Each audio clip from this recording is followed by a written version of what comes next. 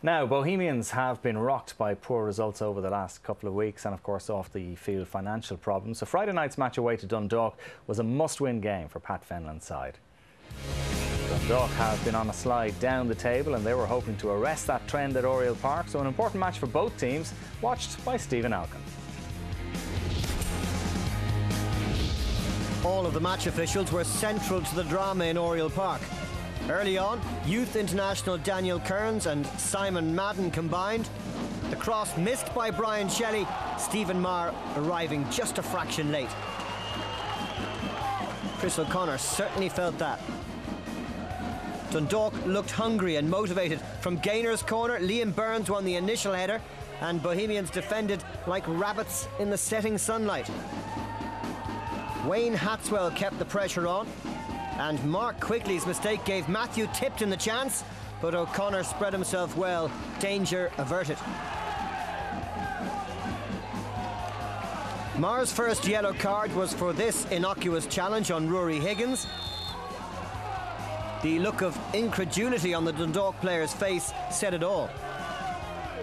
The Bohemians' brains trust can't have been impressed with the first 37 minutes, but slack defending by Gaynor, who failed to pick up at the throw-in, allowed Shelley to cross. And Mark Quigley's perfect header gave Bohs the lead. That was just Quigley's second of the season.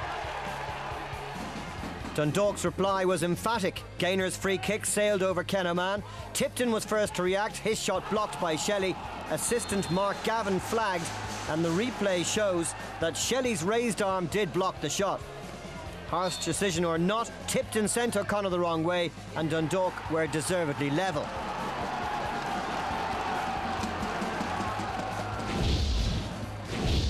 Early in the second half, Bohs took advantage of Burns' lack of match sharpness. Paul Keegan kept the ball alive as Burns tried to let it go out of play. And he set up Aaron Green. His blocked effort fell to Keegan, who finished through the eye of a needle for what proved to be the winner. His third goal of the season kept the Gypsies' title challenge going.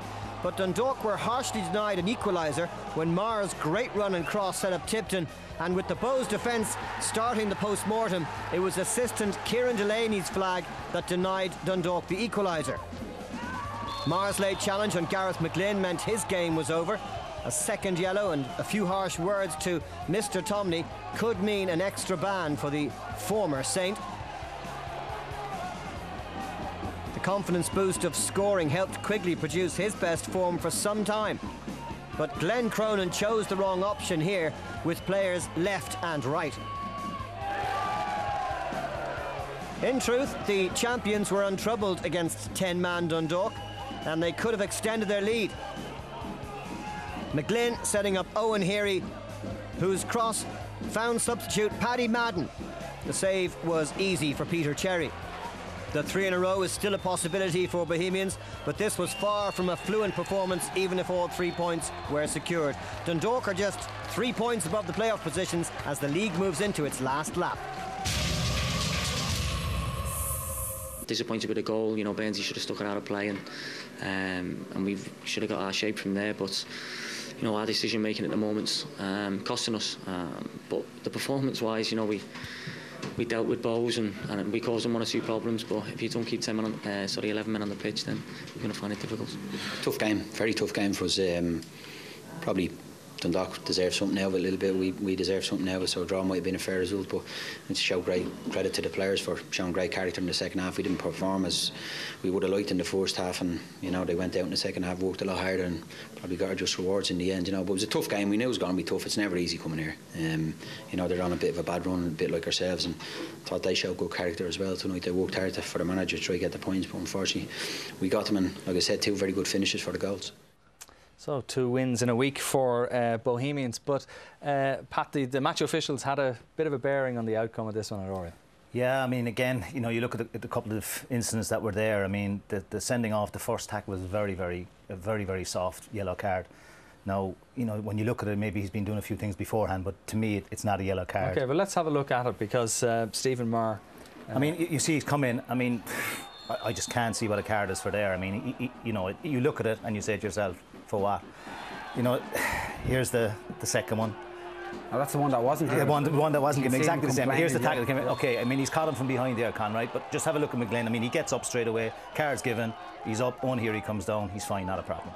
It's tackled from behind, it's a yellow card. But if the you're first on a one I saw, yellow, do you go in like no, that? you don't. But again, when you look at the after of it, the way McGlynn got up, it's a bit...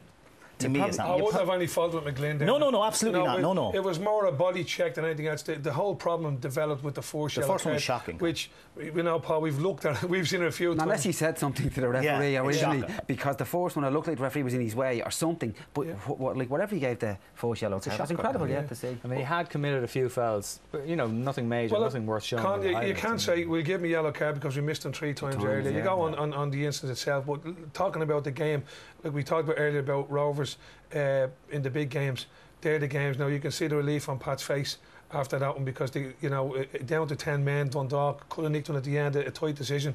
They're the ones where you don't play particularly well, there's no fluency in the play, and you get 3 points.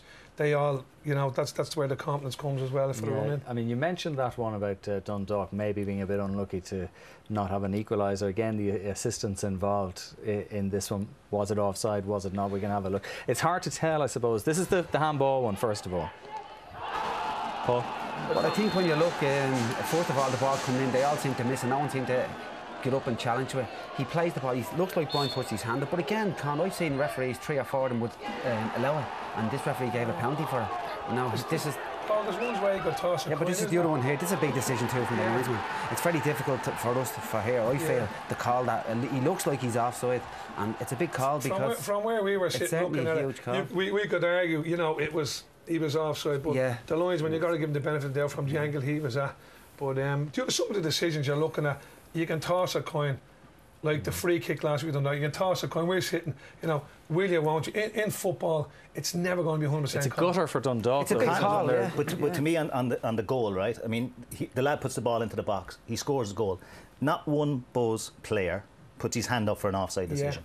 Particularly we have another look at it. As I say, our camera angle is not definitive by any means. But again, if you look at the con, right, the ball comes in. I mean, we can't see your man come in. To me, he's onside. But look at the Bows players.